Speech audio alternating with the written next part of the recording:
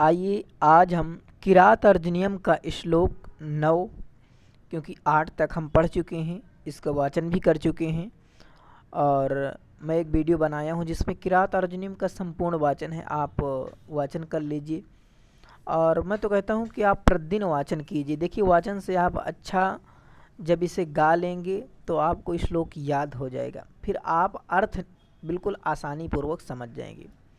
कोई दिक्कत नहीं लेना, धीरे धीरे एक एक चीज़ बिल्कुल समझ जाएंगे आप, बस लगे रहिए।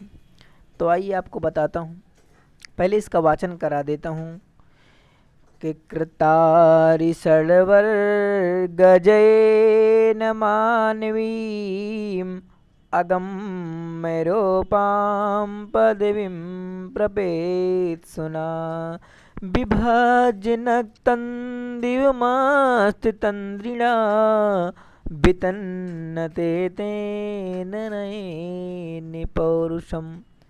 कृत, देखिए एक एक शब्द को मुझे तोड़कर आपको बताना है, तभी आप समझ पाएंगे, ठीक है। कृत अरि और षड्वर गजैन, जब आप ये एक कृतारि षड्वर गजैन ये आपको शब्द दिखा रहा है, तो कृत और फिर अरि, अरि का मतलब होता है अरि। देखिए कृत हो गया और ता के बाद जो आपका बड़ा ता है, इसके बाद री है, छोटी री है ना, तो यहाँ पर आप जब अलग इन्हें तोड़ेंगे, संधि को विच्छेद कीजिए, तो कृत और अरि, ठीक है। तो कृति, अरि का मतलब होता है शत्रु, अरि का मतलब होता है शत्रु। और फिर लिखे, देखिए अरि के बाद लिखा है षड, षड का मतलब होता है संस्कृत में, तो ये संस्कृत लिखी हुई है, इसको आपको हिंदी में करना है। तो षड का अर्थ होता है क्षय, वर्ग यानी एक समूह जो होता है, जैन माने जीत लिया गया है, ठीक है। जैन का मतलब उस समूह पर विजय प्राप्त कर लिया गया है, ठीक है। तो इसका मतलब ये हुआ, आप जब एक एक शब्द का तोड़ लेंगे फिर इसके बाद आसानी से आप समझ जाएंगे, ठीक है।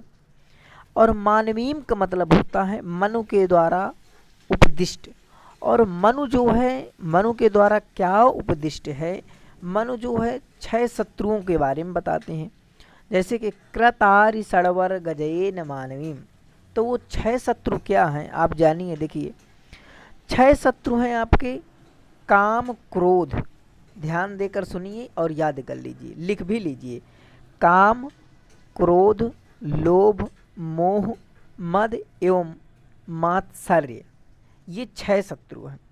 तो जो भी व्यक्ति काम, क्रोध और लोभ, मोह, मद एवं मात्सर्य पर विजय प्राप्त कर लेता है, क्योंकि व्यक्ति को मोह और क्रोध ही पीछे छोड़ देता है। ये जो जैसे आप किसी से मोह कर रहे हैं, वो भी आपको पीछे ले जाएगा। आपको तुरंत गुस्सा आ जा रही है, उससे भी आप पीछे जाएंगे, किसी से लड़ाई झगड़ा कर लेंगे, ठीक है। तो ये चीज़ मोह माया लोभ, लोभ रहेगा आपको, जैसे आप पढ़ रहे हैं तो आपको नौकरी का लोभ है कि आप नौकरी पाएंगे। बस एक संस्कृत को पढ़िए, एक खुशी के लिए पढ़िए और संस्कृत का प्रचार कीजिए, ठीक है। तो बिल्कुल एक अलग तरीके से आप जो है संस्कृत को पढ़ेंगे तो आप संस्कृत पर बहुत अच्छा कर पाएंगे। तो मानवीम का मतलब मैंने आपको अभी बताया कि मनु के द्वारा उपदिष्ट, और मनु जो है 6 शत्रुओं के बारे में बताते हैं, काम, क्रोध, लोभ, मोह, मद एवं मात्सर्य, ठीक है। तो अब इसका एक एक मैं मीनिंग आपको बता देता हूँ, इसके बाद फिर इसका अर्थ समझ लेते हैं, ठीक है। देखिए कृतारि षड्वर गजैन यानी कामादिक 6 शत्रुओं के समूह पर अब आपको ध्यान देना है। और मानवीम का मतलब बताया मैंने, मनु के द्वारा उपदिष्ट, ठीक है। अगम्य रूपाम, एक एक शब्द की मीनिंग है अगम्य रूपाम।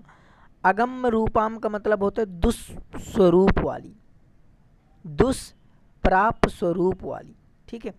और पदवीम का मतलब होता है शासन पद्धति को। पदवीम का मतलब क्या हुआ, शासन पद्धति को।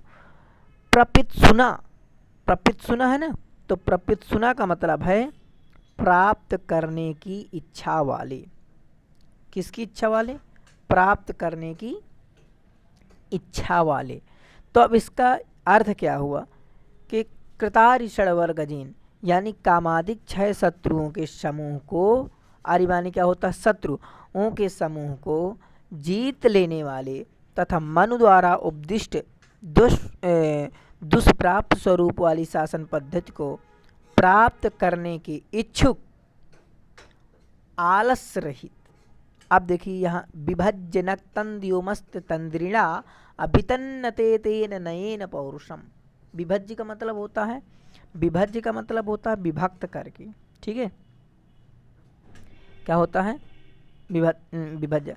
अस्त तंद्रिणा, अस्त तंद्रिणा का मतलब होता है आलस्य रहित। अस्त तंद्रिणा का मतलब आलस्य रहित। तेन, तेन से बोध होता है उस दुर्योधन के द्वारा, न तंदिवम दिन और रात को, विभज्य माने होता है विभक्त करके, नयन माने होता है नीति के द्वारा, पौरुषम का मतलब होता है पुरुषार्थ का, वितन्नते माने विस्तार किया जा रहा है। तेन माने उस दुर्योधन के द्वारा, तेन का मतलब क्या हुआ, उस दुर्योधन के द्वारा, नयन माने नीति मार्ग का, नीति के द्वारा, पौरुषम यानी पुरुषार्थ का विस्तार किया जा रहा है। किसके द्वारा, उस दुर्योधन के द्वारा, नीति के द्वारा पुरुषार्थ का जो है वितन्नते विस्तार किया जा रहा है, दिन और रात का, दिन और रात का विभाजन करके, ठीक है। तो मैं एक बार आपको फिर से अर्थ समझा देता हूं और ध्यान से समझिए, समझ जाएंगे, कोई दिक्कत नहीं। कामादिक 6 शत्रुओं के समूह को जीत लेने वाले तथा मनु द्वारा उपदिष्ट दुष्स्वरूप वाली शासन पद्धति को प्राप्त करने की इच्छुक आलस्य रहित उस दुर्योधन के द्वारा रात्रि और दिन का समुचित विभाजन करके नीति से पुरुषार्थ का विस्तार किया जा रहा है। ये हुआ आपका अर्थ। अब आराम से समझ लीजिए और कोई दिक्कत हो आप कमेंट करना, ठीक है। और बार बार पढ़ते रहिए इस श्लोक को, 2-3 बार वीडियो देखिए, आपको याद हो जाएगा, ठीक है। और अलग से इसका वाचन कीजिए, धीरे धीरे सब याद हो जाएगा, ठीक है। कोई दिक्कत नहीं लेना। नमः संस्कृताय मित्रों।